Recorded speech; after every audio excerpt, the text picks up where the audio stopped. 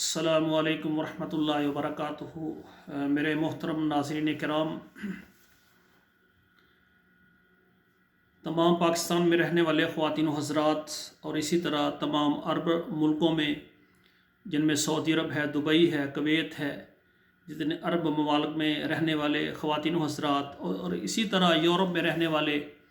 خصوصاً کینیڈا اور یو کے، آسٹریلیا، اٹلی، امریکہ اور فرانس اور اسپین میں رہنے والے خواتین و حضرات، آپ کے سامنے ایک آج گزارش رکھنا چاہتا ہوں کہ اکثر بھائی، ہمارا ادارہ جو ہم نے رشتوں کے لیے بنایا ہے، المرأۃ الصالحہ میرج کنسلٹنٹ، اس میں جو بھی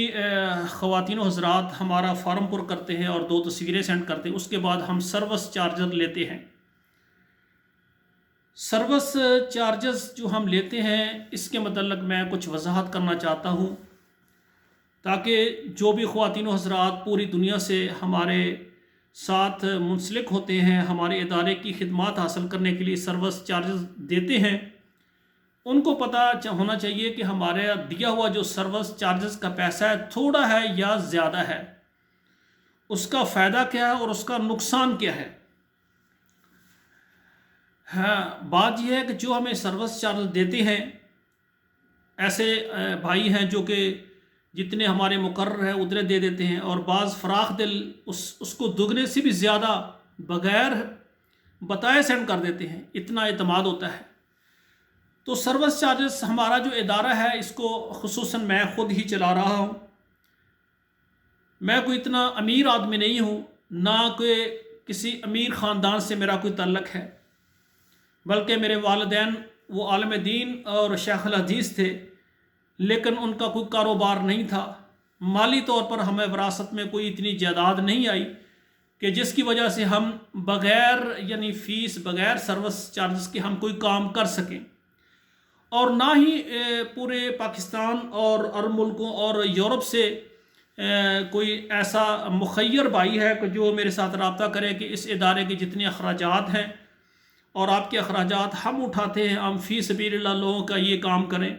ایسی کوئی شخصیت خواتین و حضرات میں یا مردوں میں ابھی تک ہمارے سامنے نہیں آئی۔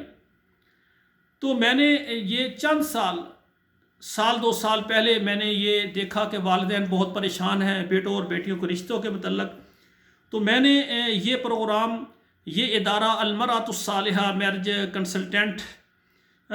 وہ جو ہے میں نے یہ ادارہ بنایا، اور اس کی ابتدا یعنی جو بھائی ہمیں سروس چارجز دیتے ہیں ان پیسوں سے ہم اس ادارے کو چلا رہے ہیں۔ اور یقین کریں، بسا اوقات ہمارے جو سروس چارجز ہوتے ہیں وہ کم ہوتے ہیں، ہمارے ادارے کے اخراجات زیادہ ہوتے ہیں، کافی کچھ ہم ادارے کا جو کرنا چاہتے ہیں وہ ہم نہیں کر سکتے، کیونکہ اس میں تقریباً 50% ایسے افراد ہوتے ہیں کہ جو سروس چارج دے دیتے ہیں، اور 50% ایسے ہوتے ہیں جو ہمارا وقت ضائع کرتے ہیں اور کہتے ہیں سروس چارج کے بغیر ہمارا کام کریں۔ تو یہ ادارہ بغیر خرچے کے کیسے کام کر سکتا ہے؟ اس کے اخراجات ہیں۔ اب بات یہ ہے کہ سروس چارج جو آپ ہمیں ادا کرتے ہیں، اس کا فائدہ کیا ہے اور نقصان کیا ہے؟ پہلے نمبر پر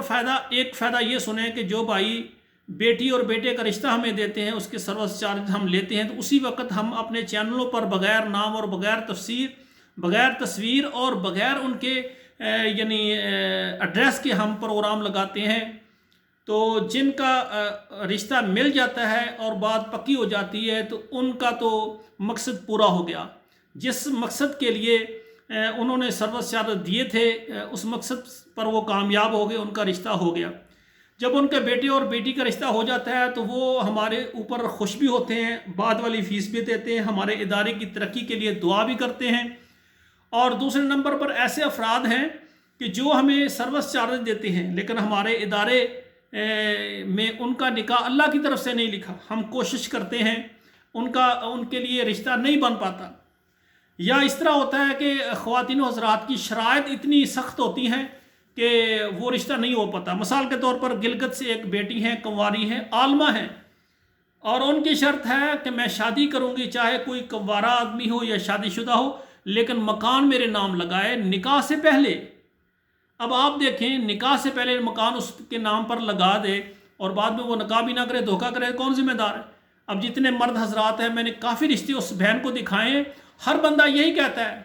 میں نے پاکستان سے رشتے دیے ہیں، سعودی عرب سے دیے ہیں، دبئی سے دیے ہیں،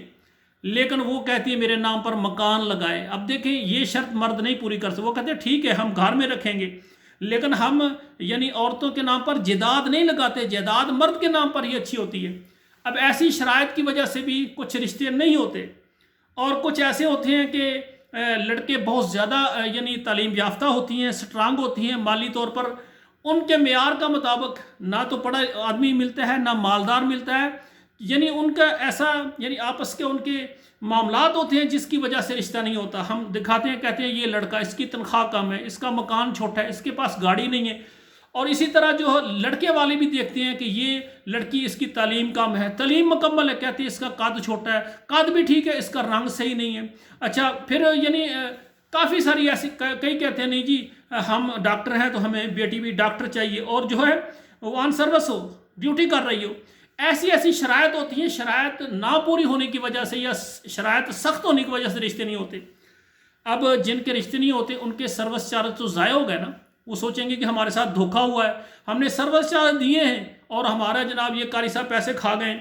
تو میرے بہنوں اور بھائیوں، آپ سے میں گزارش کرتا ہوں، آپ نے سروس چارج دیے ہیں، آپ کا رشتہ اگر نہیں ہوا لیکن وہ پیسے آپ کے ہم نے ادارے پر لگا دیے ہیں، وہ ہماری اس میں جیب نہیں بھری،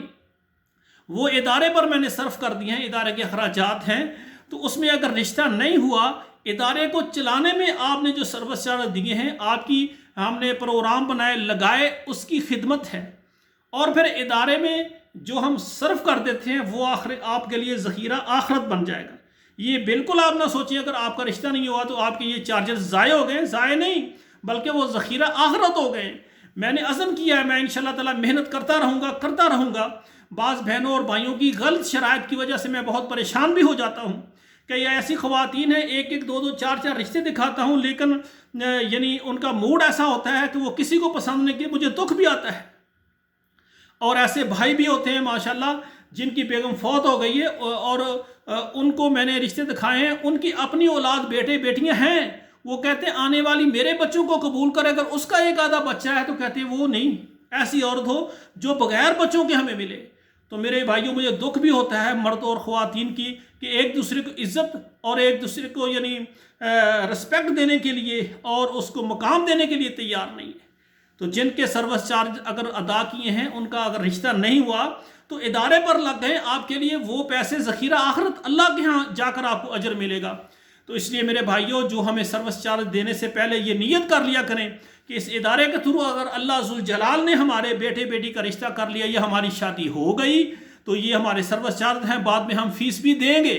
اور ادارے کی خدمت بھی کریں گے۔ ہاں لیکن اگر یعنی ہم نے سروس چارج دے دیے ہیں، اگر اللہ تعالیٰ، قاری صاحب تو محنت کریں گے،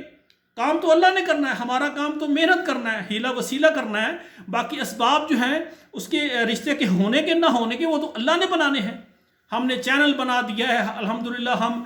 جو بھی وسائل جدید ہیں وہ اپناتے ہیں، محنت کرتے ہیں۔ باقی اگر اس کا رشتہ نہیں ہوا تو وہ یہ سمجھے کہ میں نے جو پیسے دیے وہ ضائع نہیں ہوئے،